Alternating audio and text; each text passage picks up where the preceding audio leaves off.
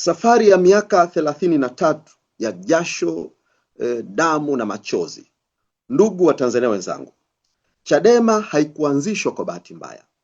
Iliundwa kama hitaji la kihistoria la kurejesha sauti ya wananchi, heshima ya kura na misingi ya haki katika taifa letu. Katika safari hii ya miaka 33, Chadema imepitia majaribu mazito ambayo chama kingine chochote kingekuwa kimesambaratika. Tumelipa gharama kubwa kwa mapambano haya ya kidemokrasia. Tumepoteza mashujaa wetu wengi waliouawa kikatili.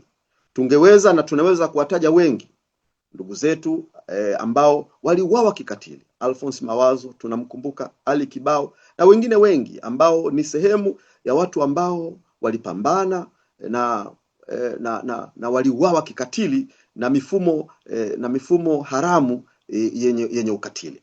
Tumeshuhudia ukatili wa kupindukia, ikiwemo jaribio la mauaji dhidi ya mwenyekiti wetu wa sasa Mheshimiwa Tundu Lissu, ambaye mchana kweupe alimiminiwa risasi katika makazi ambayo yana viongozi wengi wa kiserikali. Mauaji ya kutisha wakati wa uchaguzi mkuu uliopita wa Oktoba 29, tarehe ambayo ilidhihirisha mbele ya Watanzania kwamba lilikuwa ni tukio la unajisi lililozaa ubatili, pamoja na mauaji ya Arusha ya Januari 5 mwaka 2011 na maeneo mengine mbalimbali.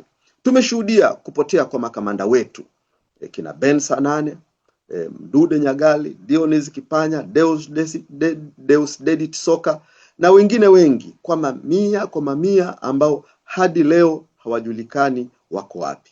Tumekumbana na dhuluma za kisheria, kesi za uongo na matumizi ya vyombo vya dola kwa silaha kama silaha ya kisiasa. Tumeshuhudia watu kubambikiwa kesi za uhaini za uongo kabisa.